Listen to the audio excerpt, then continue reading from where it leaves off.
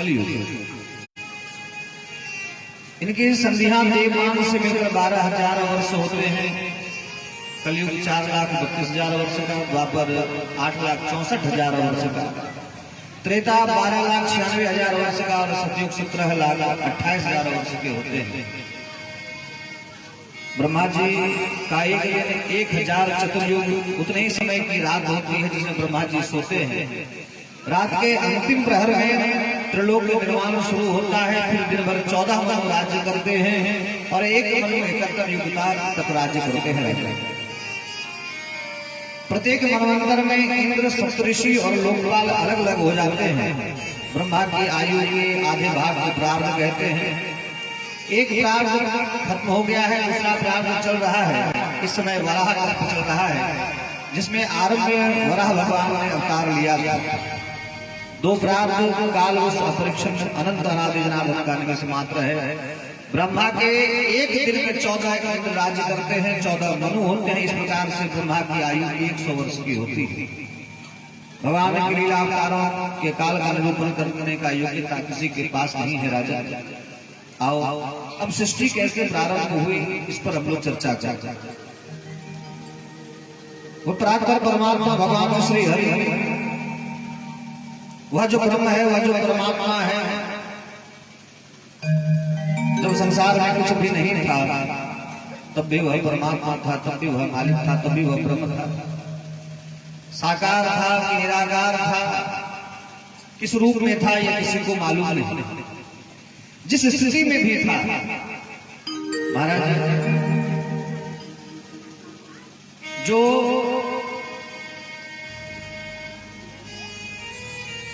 भिन्न भिन्न मत के लोग भिन्न भिन्न अपने अपने मत के अनुसार उस ब्रह्म की स्थिति, उनकी दशा को बतलाते हैं। जब चराचर जगत में कुछ भी नहीं था या संसार भी नहीं था तब भी वह ब्रह्म था।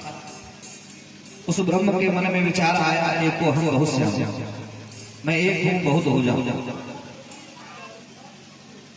महाराज वह परमात्मा एक से अनेक होने का विचार करते हैं। भगवती वेद भगवती श्रुति कहती है, भगवती श्रुति में वर्णन है, एक तो हम बहुश्यामी। उस परमात्मा को अकेले मन नहीं लगा, अब वे एक से अनेक होने का विचार करने लगे। श्रुति वाक्य है, सा एकाकी न रमन्ते। वह परमात्मा भी अकेले रह नहीं सकता, वह मालिक भी अकेले नहीं रह सकता, उसे भी अकेले मन नहीं लगता। सो एक से अनेक होने की इच्छा की महाराज। और फिर उस परमात्मा ने कई तत्व प्रकट किए। वह तत्व एक जगह संग्रहित हुआ, एक पिंड का निर्माण करता है, एक अंड का निर्माण करता है। वह अंड हजारों हजार वर्ष तक घूमता रहा, भटकता रहा, लेकिन उसमें कोई हलचल नहीं हुआ। ब्रह्म ने विचार किया कि चलो इस अंड में मैं स्वयं प्रवेश करूं। वह ब्रह्म निराकार हो साकार हो, जिस स्थिति में भी रहे होंगे, जब उस ब्रह्म ने अंड में प्रवेश किया तब उस अंड में हलचल हुआ, उस अंड में गति आई।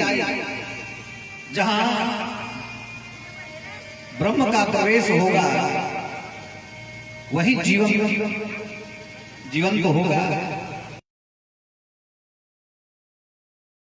नहीं होगा जहां ब्रह्म का निष्कासन रहेगा। जिस जगह ब्रह्म का प्रवेश नहीं होगा वहां जीवन की संभावना नहीं बन सकती।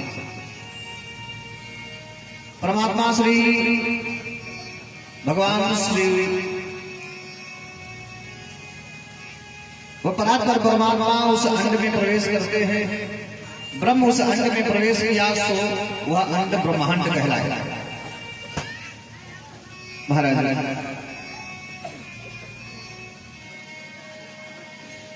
ब्रह्म अंड में प्रवेश करता है और वह अंड ब्रह्मांड कहलाया और उसमें जीवन का संचार हुआ। उस ब्रह्मांड में जीवन की गति वह ब्रह्म साकार रूप में प्रकट हुआ, जो पहले निराकार था।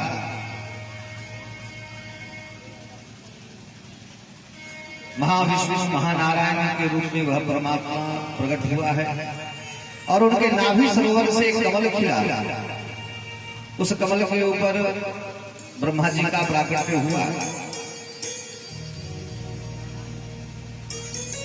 ब्रह्मा जी हजारों वर्ष तक अपने आप को ढूंढते रहे कि मैं कौन हूं, मैं कहां से आया।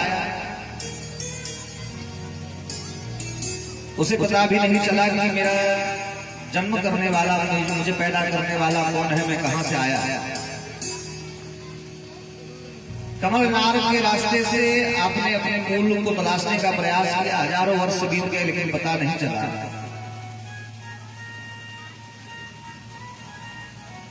हजारों वर्ष तक ऐसे चुपचाप बैठे रहे, शांत रहे। आकाशवाणी हुई, दो वर्ण ब्रह्मा जी को सुनाई दिया, जैसे तप करो।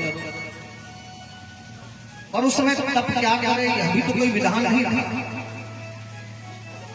ब्रह्म का पहला पुत्र, ब्रह्म का पहला बेटा, ब्रह्म के द्वारा पहली संतान ब्रह्मा जी की उत्पत्ति हुई थी। न अब तक कोई आज्ञा हुई थी, न अब तक कोई विद्या का संचार हो पाया था। दो वर्ण प्रकट हुए थे। ब्रह्मा जी अब जो भी समझे होंगे, ब्रह्मा जी शांत चित्त होकर के बैठ गए, मौन रहे, क्योंकि वहां तो कोई था नहीं, आप किसी से बात नहीं कर सकते थे, कोई दूसरा था नहीं।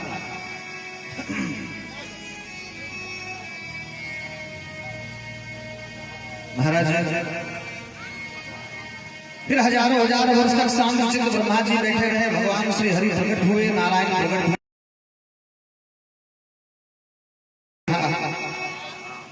ब्रह्मा जी ने अपने नेत्र खोले, भगवान श्री हरि को पाया। आप कौन?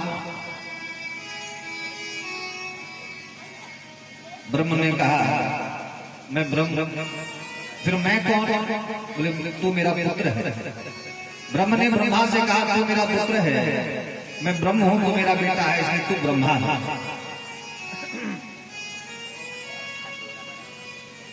दोनों ने अपने परिचय को जाना और उनको आज्ञा दी गई।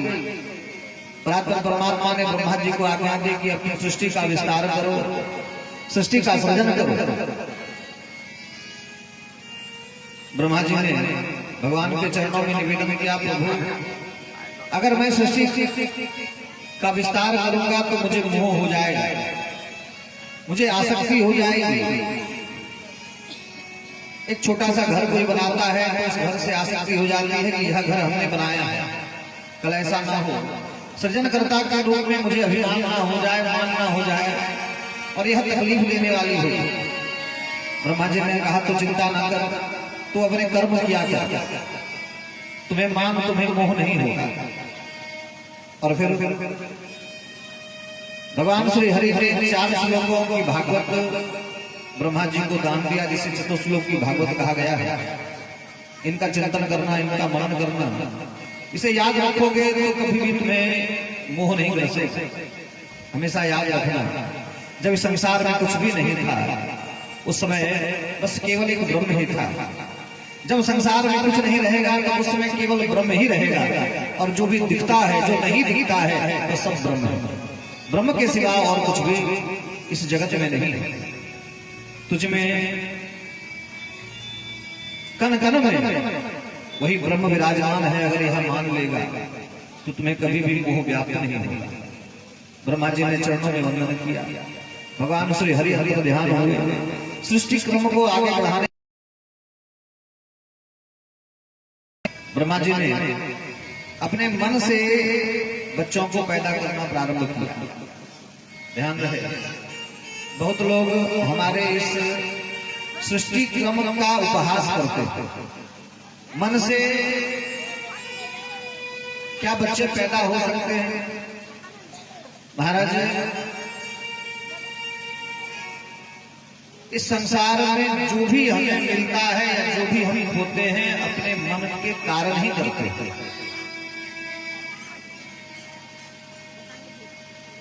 मन ही समस्त विकारों को पैदा करने वाला है।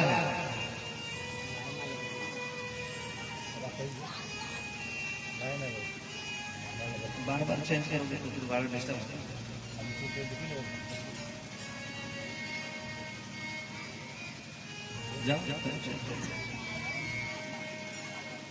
इस तरह से बार बार डिस्टर्ब करोगे तो ये जो हो रहा है बहुत गड़बड़ होता है, छोड़ देते हैं।